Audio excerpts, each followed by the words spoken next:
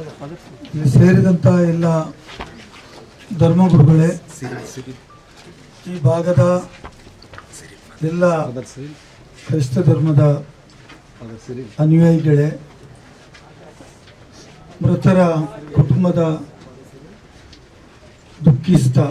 ದುಃಖದಿಂದ ನರಳುತ್ತಿರುವಂಥ ಎಲ್ಲ ಕುಟುಂಬದ ಸದಸ್ಯರೇ ಮತ್ತು ಬಂಧುಗಳೇ, ಅತ್ಯಂತ ನೋವಿನಿಂದ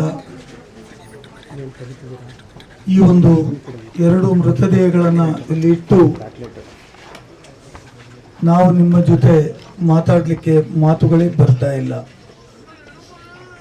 3 ಮಂದಿಯನ್ನು ಗುಂಡಿಕ್ಕಿ ಕೊಂದಿರ್ತಕ್ಕಂಥ ವಿಚಾರ ನಾನು ಮಂಗಳೂರಿನಲ್ಲಿ ಇರಬೇಕಾದ್ರೆ ತಿಳಿಯಿತು. ಮಾಧ್ಯಮದ ಸತ್ಯಾಸತ್ಯತೆಗಿಂತ ಇಲ್ಲಿ ಬಂದು ಅವರ ಕುಟುಂಬದ ಸದಸ್ಯರನ್ನ ಭೇಟಿ ಮಾಡಿ ಅವರ ದುಃಖದಲ್ಲಿ ಭಾಗಿಯಾಗ್ತೇನೆ ಅಂತೇಳುವ ಮಾತನ್ನು ಹೇಳುವುದಕ್ಕೋಸ್ಕರ ಮತ್ತು ಏನು ಘಟನೆ ನಡೆದಿದೆ ಅದಕ್ಕೆ ನ್ಯಾಯಸಮ್ಮತವಾದಂಥ ಒಂದು ತನಿಖೆಯನ್ನು ನಡೆಸಿ ಆಗಿರ್ತಕ್ಕಂತಹ ತೊಂದರೆಗೆ ಪಶ್ಚಾತ್ತಾಪ ಪಡುವ ರೀತಿಯಲ್ಲಿ ನ್ಯಾಯಯುತವಾದಂಥ ಒಂದು ತನಿಖೆ ಆಗಿ ಆ ಕುಟುಂಬದ ಸದಸ್ಯರಿಗೆ ಮತ್ತು ಮೃತ ಆತ್ಮಗಳಿಗೆ ಶಾಂತಿ ಸಿಗುವಂತೆ ಮಾಡುವುದೇ ನಾನು ಇಲ್ಲಿ ಬಂದಿರತಕ್ಕಂಥ ಉದ್ದೇಶ.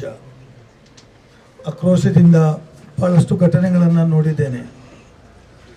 ಆಕ್ರೋಶ ಎಷ್ಟೋ ಇರಬಹುದು, ಆದರೆ ಜೀವಗಳನ್ನು ಮತ್ತೆ ತರಲಿಕ್ಕೆ ಆಗೋದಿಲ್ಲ.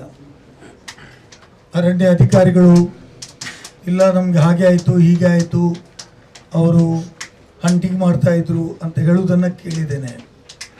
ಆದರೆ ಒಂದು ಸ್ಪಷ್ಟ ಇದೆ, ಅವರು ಕಾನೂನು ಕಾಯ್ದೆಯನ್ನು ಉಲ್ಲಂಘಿಸಿ 3 ಜನರ ಮೇಲೆ ಗುಂಡನ್ನು ಹಾರಿಸಿದ್ದಾರೆ. ಜೀವವನ್ನು ಬಲಿ ತೆಗೆದುಕೊಳ್ಳುವಂಥ ಯಾವ ಅವಶ್ಯಕತೆಯೂ ಅಲ್ಲಿ ಇರಲಿಲ್ಲ. ಇದು ನನ್ನ ಸ್ಪಷ್ಟವಾದಂಥ ತೀರ್ಮಾನ. ಅಲ್ಲಿ ಜೀವ ಬಲಿ ತೆಗೆದುಕೊಳ್ಳುವಂಥದ್ದು ಏನೂ ಅವಶ್ಯಕತೆ ಇರಲಿಲ್ಲ. ದೊಡ್ಡ ದೊಡ್ಡ ವಿಚಾರಗಳು ನಡೀತವೆ. ಅವರು ಎಲ್ಲಿ ಶೂಟ್ ಮಾಡಬೇಕು, ಹೇಗೆ ಮಾಡಬೇಕು, ಇದನ್ನು ತಿಳಿದುಕೊಂಡೇ ಮಾಡಬೇಕಿತ್ತೆ ಹೊರತು ಅವರ ಗಡಿ ರೇಖೆಯನ್ನು ಮೀರಿ ಮಾಡಿದ್ದಾರೆ. ಹಾಗಾಗಿ ನಾನು ಒತ್ತಾಯ ಮಾಡ್ತೇನೆ, ಇದು magisterial inquiry is not the solution. ನಾನು ಹೇಳ್ತೇನೆ ಇದಕ್ಕೆ ಸ್ಪೆಷಲ್ ಇನ್ವೆಸ್ಟಿಗೇಷನ್ ಟೀಮ್ ಮಾಡಬೇಕು. SIT ಇಮಿಡಿಯೇಟ್ ಆಗಿ ಮಾಡಬೇಕು. SIT ಮಾಡಿದ್ರೇ ತುರ್ತಾಗಿ ಹೇಗೆ ಏನು ಯಾವ ಸಂದರ್ಭದಲ್ಲಿ ಆಯಿತು, ಯಾಕಾಗಿ ಆಯಿತು, ಯಾರು ತಪ್ಪಿಗಸ್ತರು, ಇದು ಇಮ್ಮಿಡಿಯೇಟ್ ಆಗಿ ಜನರ ಮುಂದೆ ಇಡುವಂಥ ಕೆಲಸ ಆಗಬೇಕು. ಕ್ರೈಸ್ತ ಸಮುದಾಯ ಶಾಂತಿಯುತವಾದಂಥ ಸಮುದಾಯ, ಪ್ರೀತಿ ಮಾಡುವಂಥ ಸಮುದಾಯ, ಸಮಾಜದಿಂದ ಪಡೆದದಕ್ಕಿಂತ ಜಾಸ್ತಿ ಸಮಾಜಕ್ಕೆ ಕೊಟ್ಟಿರ್ತಕ್ಕಂಥ ಸಮುದಾಯ ಇದ್ದರೆ ಅದು ಕ್ರೈಸ್ತ ಸಮುದಾಯ. ನಾವು ಯಾರನ್ನ ಕೆಡಕು ಬಯಸೋದಿಲ್ಲ, ಅನ್ಯಾಯ ಮಾಡೋದಿಲ್ಲ. ಆದರೆ ಇವತ್ತು ಏನು ನಮ್ಮ ಸಮುದಾಯದವರು ಆ ಒಂದು ಈ ಘಟನೆಯ ಬಗ್ಗೆ ಹೋರಾಟ ಮಾಡಿದ್ದಾರೆ, ಅದು ಅವರ ಮನಸ್ಸಿನ ಭಾವನೆಗಳನ್ನು ತಿಳಿಸುವ ಉದ್ದೇಶ ಹೊರತು ಯಾವುದೇ ಅನ್ಯಾಯ ಮಾಡ್ತಕ್ಕಂಥದ್ದಲ್ಲ. ಹಾಗಾಗಿ ಅವರ ಮೇಲೆ ಕ್ರಮ ತೆಗೆದುಕೊಳ್ಳುವುದಿರ್ಬೋದು. ನಾನು ಮುಖ್ಯಮಂತ್ರಿಗಳ ಜೊತೆ ಇದನ್ನು ವಿಸ್ತಾರವಾಗಿ ಮಾತಾಡಲಿಕ್ಕೋಸ್ಕರ ಇಲ್ಲಿ ಬಂದಿದ್ದೇನೆ. ನಮ್ಮ ಅಧ್ಯಕ್ಷರಾದಂಥ PK ಹರಿಪ್ರಸಾದ್ ಜೊತೆ ಮಾತಾಡಿ ಮತ್ತು ಇಲ್ಲಿ ಆಗಿರ್ತಕ್ಕಂಥ ವಿಚಾರ ಗಮನಕ್ಕೆ ತಂದು ನಮ್ಮ ಸಮುದಾಯದ ಸಚಿವರಾಗಿರ್ತಕ್ಕಂಥ KJ ಜಾರ್ಜ್ ಅವರ ಗಮನಕ್ಕೂ ನಾನು ತಂದಿದ್ದೆ. ಅವರೂ ಹೇಳಿದ್ದಾರೆ ನ್ಯಾಯಬದ್ಧವಾದಂಥ ತನಿಖೆ ಆಗಬೇಕು, ಮಾನವೀಯತೆಯ ದೃಷ್ಟಿಯಲ್ಲಿ ಏನು ಪರಿಹಾರ ಕೊಡಬೇಕೋ 5 ಲಕ್ಷ ರೂಪಾಯಿ ಪರಿಹಾರ ಕೊಡೋದು ಸಾಮಾನ್ಯ ಘಟನೆಗಳು ನಡೆದಾಗ. ಆದರೆ ಇದು ಕೊಲೆಗಳಾಗಿದ್ದಾವೆ. I would say this is nothing but a murder. ಇಂಥ ಘಟನೆಗಳು ನಡೆದಾಗ ಅವರಿಗೆ ಹೆಚ್ಚಿನ ಒಂದು ಪರಿಹಾರವನ್ನು ಕೊಡಬೇಕು. ಇದು ನನ್ನ ಒತ್ತಾಯ ಇದೆ. ಬೇರೆ ಬೇರೆ ಘಟನೆಗಳಲ್ಲಿ ನಾವು ಕೊಟ್ಟಿದ್ದೇವೆ.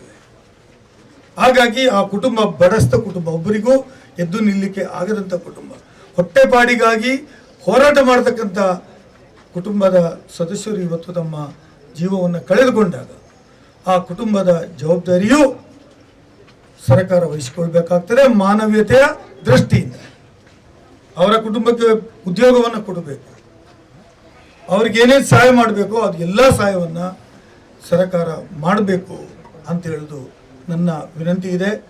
ಸರ್ಕಾರ ಅದು ಅವರ ತಪ್ಪು ಇವರ ತಪ್ಪು ಸರಿ ಇದೆ. ತಪ್ಪಿನಿಂದಲೇ ಎಲ್ಲವೂ ತೀರ್ಮಾನ ಮಾಡಲಿಕ್ಕೆ ಬರೋದಿಲ್ಲ. ಮಾನವೀಯತೆ ಮೊದಲು ತೋರಿಸಬೇಕಾಗ್ತದೆ.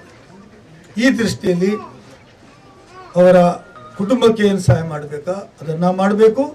SITಯನ್ನು ರಚನೆ ಮಾಡಬೇಕು, ಶೀಘ್ರವಾಗಿ ತನಿಖೆ ಮಾಡಬೇಕು ಮತ್ತು ಕುಟುಂಬಕ್ಕೆ ಕೊಡಬೇಕಾದಂಥ ಏನು ಸಹಾಯಧನ ಇದೆ ಅದನ್ನು ಹೆಚ್ಚುವರಿಯಾಗಿ ಕನಿಷ್ಠ ಪಕ್ಷದಲ್ಲಿ 1 ಕೋಟಿ ಕೊಡಬೇಕು ಅಂತ ಹೇಳಲಿಕ್ಕೆ ಬಯಸ್ತೇನೆ.